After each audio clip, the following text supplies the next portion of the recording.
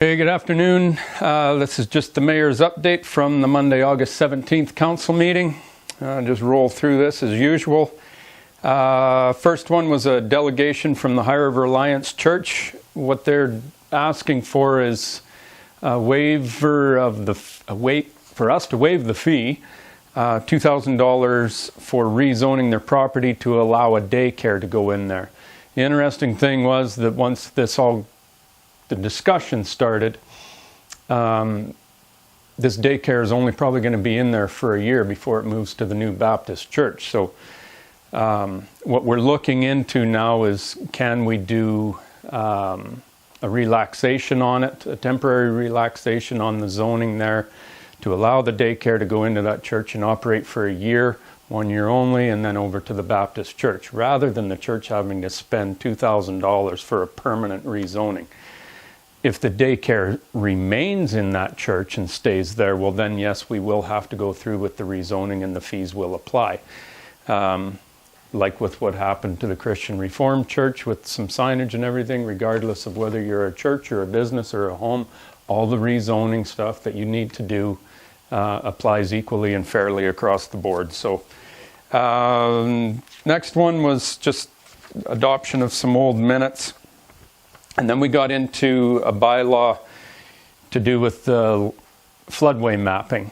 And what we've recognized over the last year or so is there's a few areas in town where the town's floodway map does not exactly overlay with the province's floodway map. The difference comes between, nobody really knows why, but we're guessing that it's the transfer when the floodway maps were done analog in '92, and then they got transferred over to digital. Then there were some discrepancies in there. So we just want to make sure that the town's maps are identical to the province's maps for when these issues come up, so that we're all talking from the same page, from the same map. That's about all for that one. ATCO gas pipelines, we just gave that the gas franchise agreement bylaw second and third reading, so that one was carried. Then we went into the Riverbend Campground. I spoke about this at my last video, where Gerard Herman from the Riverbend Campground is looking to lobby the Alberta government to allow people to extend their stay in his campground. We really don't care about the length of stay, and that's fine. The motion was defeated to send him a letter of support because this campground is in the MD of Foothills. We don't feel, as the town of High River, that we should be sticking our nose into the MD's business. So that one was unanimously defeated, and the town of High River and the MD of Foothills have an excellent working relationship and respect for where each other's noses get stuck into which direction. So we just defeated that one and directing him to get support from the MD, which is a little better way of doing that. Secondary suites. I could go into this for 2 hours if you wanted me to, but what we did was the motion on the table dealt with primarily having secondary suites as a permitted use in all R1 areas in High River. So what this would do was take it away from the system now, where it goes to administration, then to a first reading with council, a public hearing, and then following that the council gives second and third readings to it, whether it's approved or opposed. If it was a permitted use in there in R1 neighborhoods, none of that system would apply. It would just be, come and get your building permit, build your suite, and away you go. The public has no opinions on it. Well, they'll have their opinions on it, but they won't be allowed to share them with their councillors or anything else.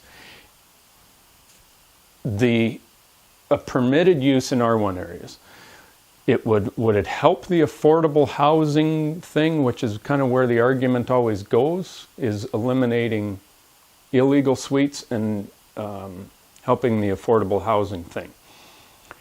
Yes, it would help, but does it help enough that we need to just blanket all R1 neighborhoods with this policy.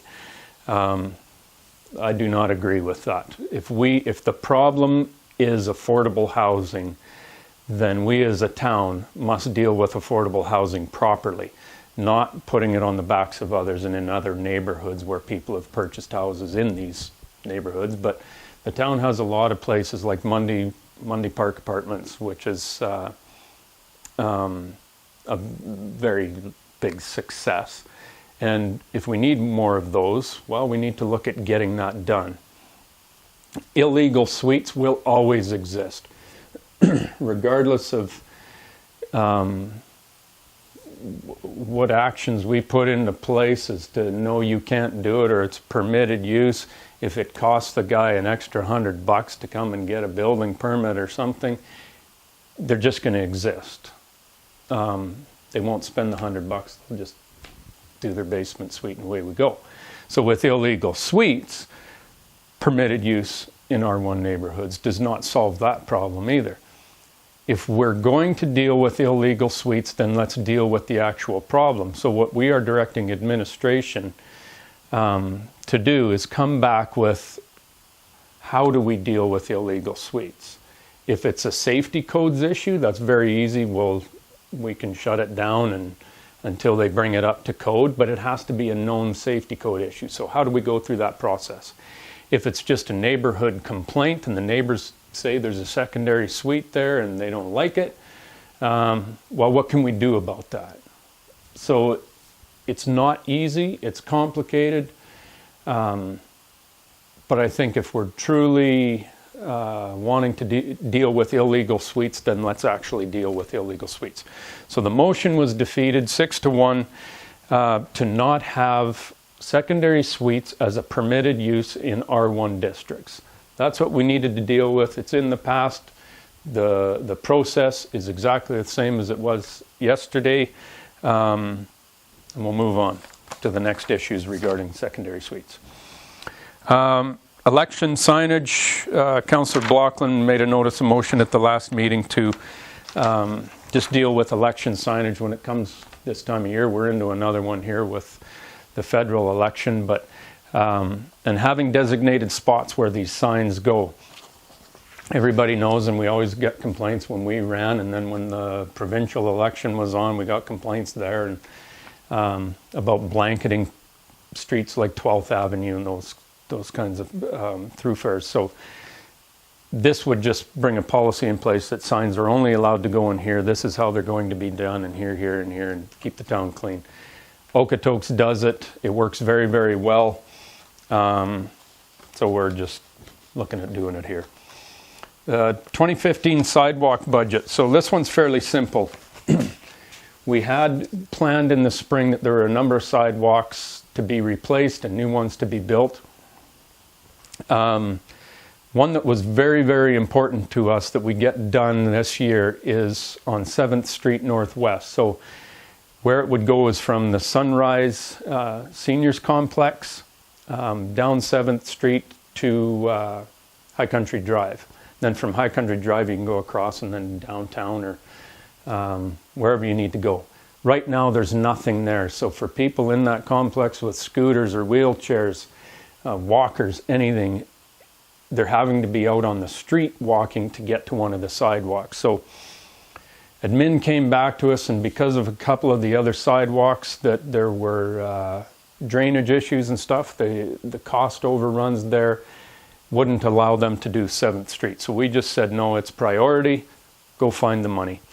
Where the money's coming from, which is $100,000, we got DRP money that came in recently to help with our backwash tank that you see going in over at the water treatment plant. So it's $400,000 that got freed up there. We're taking 100 of that to build the sidewalk. Everybody's happy, away we go. It doesn't affect the budget at all.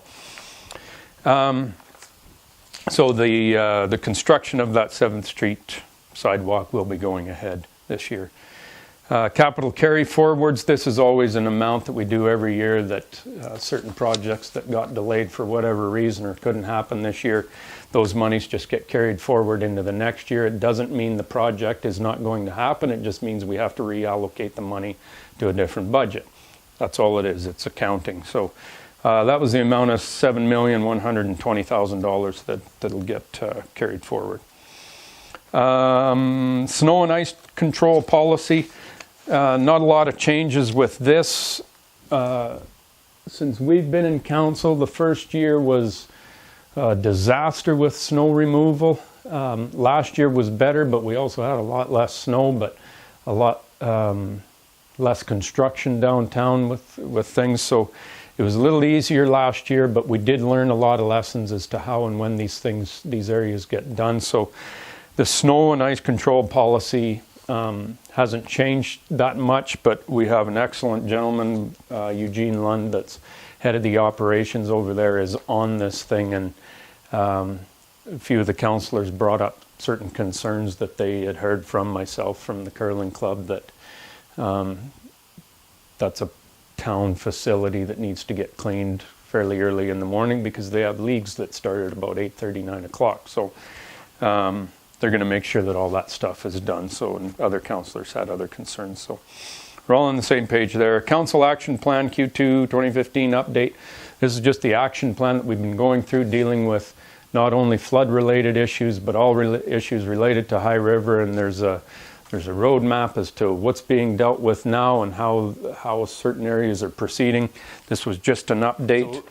We're going to revamp this a little bit so that the actual quarterly action plan updates match up directly with that strategic plan that we came up with this spring, and everything has to fit together properly. So we just accepted the quarterly update, and just so that you know what the rest of it that's happening.